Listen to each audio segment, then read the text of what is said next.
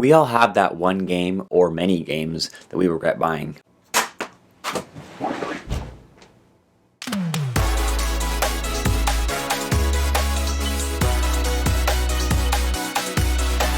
Hello everyone, my name's Adam and welcome to TimeLag Gaming. For this video, I teamed up with Josh from Switch Mania to help cover the Switch games that we have regretted buying to help you in your decision making when purchasing new games.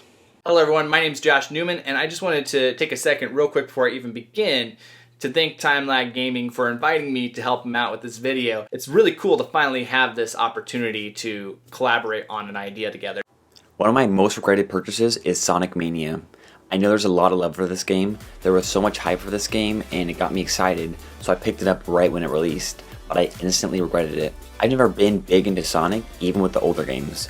The only Sonic game I like is Shadow the Hedgehog, and that's not even a mainline game, and it's considered one of the worst. That game is seriously awesome though. It's basically 3D Sonic with guns.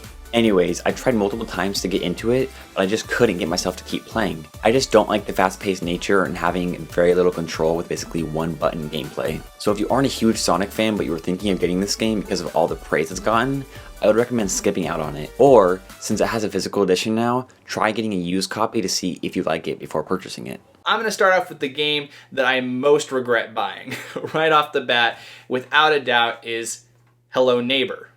And the reason why I regret buying this game is because Hello Neighbor just functionally did not work on the Nintendo Switch.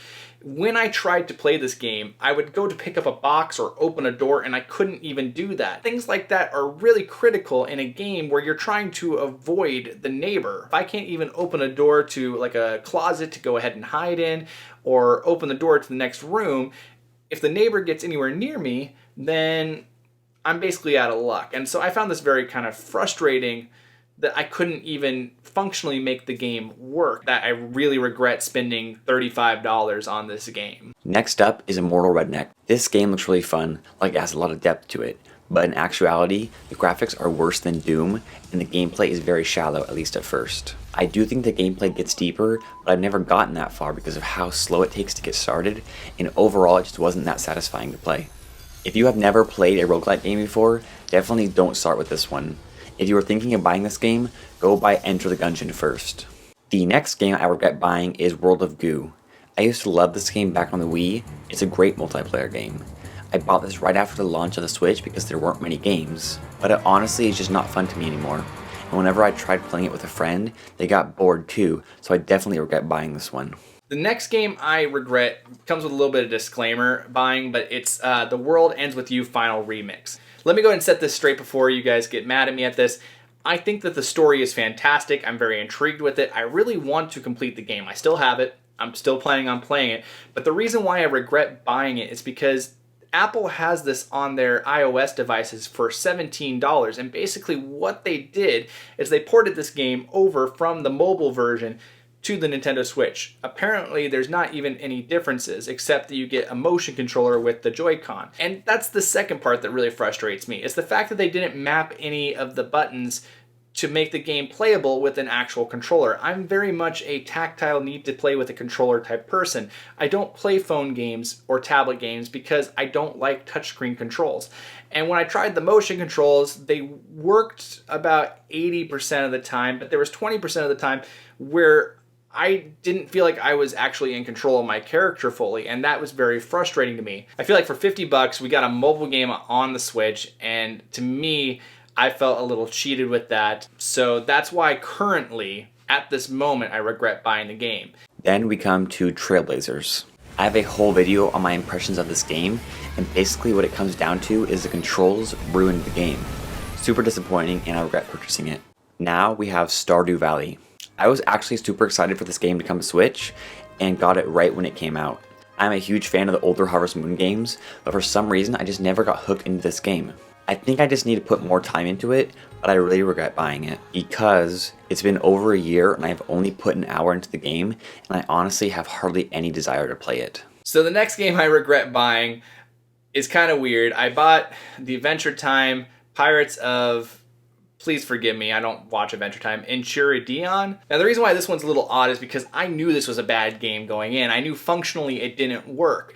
And I waited for a while to see an update come to the Nintendo Switch's version to hopefully fix some of the issues that people were having. And so I finally saw that there was an update at the end of September going into October, and I went ahead and I purchased this game and tried it out. And the first time I played it, I thought it was fixed. You know, I had no issues playing the game. The second time I opened it after doing my review on it and my 15 minutes of gameplay on it, and I found out it was broken. The load screens got a lot longer, got a lot more frequent. My boat froze in certain areas. Functionally, the game stopped working. So this one was kind of on me. I bought it to kind of see if the update had fixed things. Just for your information, it hasn't fixed things. Next up, we have Little Dragon's Cafe. I was excited for this game because it gave me vibes from Harvest Moon: A Wonderful Life. However, I have not been able to get into this game because the loading screens are ridiculous. They are very long loading screens, and they happen after every single action. Talk to a person, loading screen. Leave a building, loading screen. Cutscene, loading screen. Make a meal, loading screen. Don't even bother getting this game. You'll regret it. The next game that I regret buying, I actually had purchased on my PS4 and really enjoyed, but when I bought it for my Nintendo Switch, did not enjoy it as much and thought that actually it was a little bit of an insult to the game, and that is Rocket League.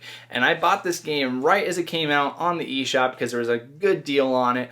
And when I opened it up, I was very, very shocked to see how blurry and textured the graphics looked. It wasn't smooth, it wasn't polished at all, and this wasn't an issue of the Nintendo Switch not being able to handle Rocket League. Honestly, I can't imagine that Rocket League is a super power intensive game. Now that being said, I believe there have been a couple updates lately to help the performance as well as to help the overall graphics, but still, when you compare this game to the PS4's version, it just does not compare. And I do not compare PS4 and Nintendo Switch graphics that often, but when it's this bad, I do. The next game I regret buying is Goner. Goner is another roguelike game, but it feels like it has no depth. I was introduced to roguelikes on Switch and was excited to play another one, but this game is hard to get into and I wish I didn't buy it. Don't get me wrong, the graphics are great and the controls are great, but it just lacks any depth or structure. Speaking of roguelikes, I regret buying Flint Hook. I waited to get Flint Hook physically through limited run games and was very disappointed. I just haven't discovered any depth and structure and it never hooked me in. No pun intended. The next game I have, I think a lot of people regretted buying, that is Sonic Forces. And Sonic Forces was just a hot mess of terrible. Enough said. No, but in all reality though, Sonic Forces, after the success of Sonic Mania, I picked it up and I couldn't do it. I mean, whenever the world switched to a 3D environment, because it went kind of between 2D and 3D, whenever it switched to a 3D environment, the speed and the velocity that you have as Sonic just always seemed to come crashing to a halt. So overall, did not like Sonic Forces, even though it was a cheap game, just did not like it at all. Not worth the money at all. I also regret buying The Trail. This game is free on mobile, but costs $15 on console and Steam. I was excited for it on Switch because it's a far better version, and the original game was very addicting and fun. I played it for a while on Switch, but I got tired of it. Or maybe because I can launch the game on my phone twice as fast and be able to have better and faster controls. Just get this one on mobile, not Switch. Next up is Treadnoughts. This game looked like a super fun multiplayer game, but the controls are super weird and the gameplay isn't as deep as I thought it was. It's still a decent multiplayer experience, but I wish I would have saved my money for a better party game. I also regret buying Mulaka. The game looked amazing, but it never enticed me to keep coming back to play more. It felt a little slow in actually playing and hasn't hooked me in. That being said, I want to give this one another chance because it does look like a very good game. My last two games I'm going to loop together because it's for the same reason. And let me state before I even put them out there that they are both fantastic games. And if you have somebody to play them with, they work out really, really good and are definitely a lot of fun. And it's Overcooked and Snipper Clips. I regret buying these games because I purchased them so that me and my wife could play them together. I thought she would enjoy both of these games in, you know, we could maybe make a date night out of it and play it. Turns out she had no interest in playing either of the two games. And so as a result, I tried playing them in single player for a while, but Overcooked is just really insanely infuriating. if you're going to play it in one player. It's almost impossible to get 3 stars. You have to basically grind for a long time to figure out how to perfectly do it if you're going to do it with one person. It is possible, it's hard. Whereas if you have 2 people, it's a lot more funny and a lot more fun to just kind of come up with creative solutions and work around each other to get the 3 stars in every single course as you go along. Snipper clips is very much the same way. You got these different puzzles you have to do by snipping and clipping each other up, and it's really fun to play this with somebody else, not so much fun to play it by yourself. So if you look at either of these 2 fantastic games, just make sure you have somebody to sit down and play it with first. The last 3 games I wanted to mention that I regretted buying is Lego Worlds, Lego Incredibles, and Lego Marvel Superheroes. I don't know what it is, but I hate Lego games now. They just aren't fun for me anymore. I grew up playing the Lego Star Wars games on GameCube, but the modern Lego games are bad in my opinion. I'm not sure if it's because the formula is old and dry, or if I'm just grown up and don't find them fun anymore. I sold all 3 of these Lego games, and I don't think I'll ever buy another Lego game again. Oh, another game that I forgot about that I regret buying is ARMS. I actually think ARMS is really fun with local multiplayer, but single player the game just wasn't fun for me. So I regretted buying ARMS as well. Now just because one of these games is on our list doesn't necessarily mean they are bad games or you shouldn't purchase them. This list is to help inform you of what aspects of these games you might not enjoy, or perhaps you heard something you might actually like about one of these games. Either way, we hope this video was helpful and informative. Again, I just wanted to thank TimeLag Gaming for including us in their video, and hopefully we'll have this lead to some more collaborations in the future. Thank you to Josh for helping me with this video. Don't forget to check out his channel. He has great content all centered around the Switch. He also has a great series right now where he covers all the games on Switch that go on sale for under $1.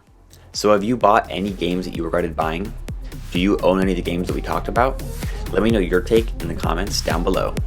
Thanks again for watching.